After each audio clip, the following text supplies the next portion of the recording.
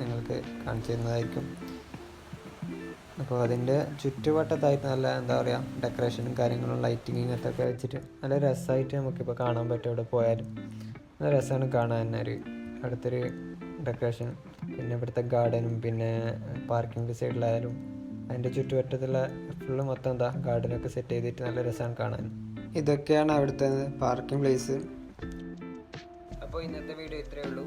അപ്പോൾ ഇനിയും നല്ല നല്ല വീഡിയോസുകളായിട്ട് ഞാൻ വരുന്നതായിരിക്കും. അപ്പോൾ ഇന്ന് അതിൻ്റെ ഉള്ളിലൊന്നും പോയിട്ടില്ല, വീഡിയോസ് എടുത്തില്ല.